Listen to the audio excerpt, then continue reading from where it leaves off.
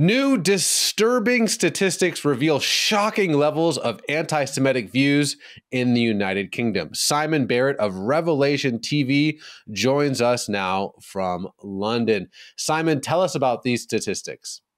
Well, these statistics were published by the Campaign Against Anti-Semitism. They hired a professional polling company, YouGov, to engage where British attitudes rely on Israel and on Jewish people. And some of the findings in this report are unbelievably disturbing. For example, it says that 1 in 5 of those British public who were interviewed for this survey hold deeply disturbing anti-Semitic views. And almost half actually compare the Israelis to that of the Nazis and how the Nazis treated the Jews in comparison to how the Israelis treat the Palestinians. So I think what we're seeing really, as this survey reveals, is that Jew hatred has penetrated deep into British society. I think this is being fueled by our media. It's being fueled by our government's constant condemnation of Israel, calling Israel actions in Gaza effectively crimes against humanity, genocide, war crimes.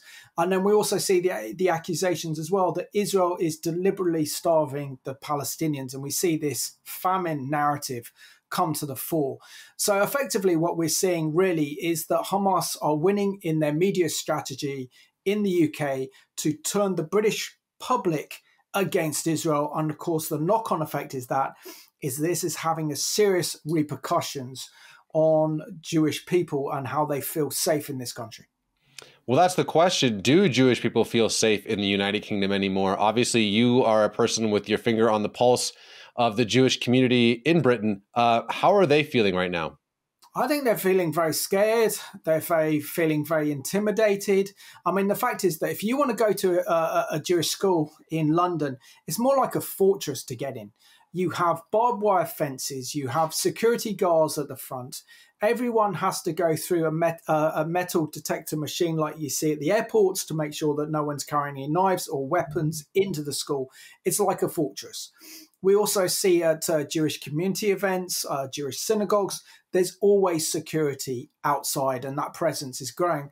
So they can no longer feel that safe anymore, particularly when we are seeing these brazen open attacks against Jewish people. And to the extent of what we're seeing, 10,000 marched against anti-Semitism on the streets of London to demonstrate the fact that, 70,000 marched in our capital in London to protest against the rise of Jew hatred in this country, to make their stand. So this is clearly something that the Jewish people feel threatened about. And of course, the back of their mind, and maybe at the forefront of their mind, will be the prospect of making aliyah to Israel or fleeing this country.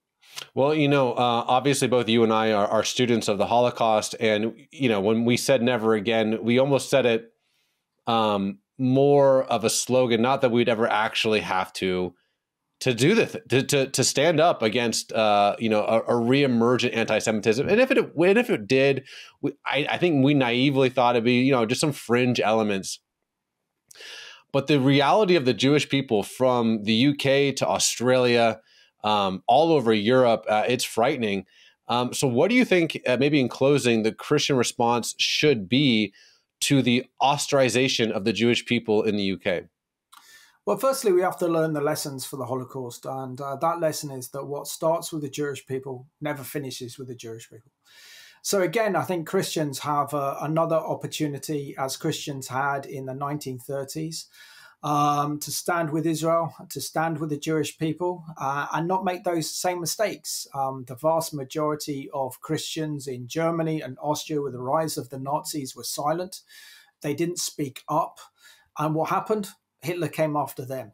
So we see that what starts with the destruction of 6 million Jews on an industrial scale by the Nazis results in the death or murder of 80 million people worldwide with the Second World War. So if you care about our society, if you care about our nation, if you care about our biblical Judeo-Christian heritage, then you have to love and care about Israel and the Jewish people. Amen. Well, Simon, I appreciate your time, my brother. Thank you. Absolute pleasure joining you tonight.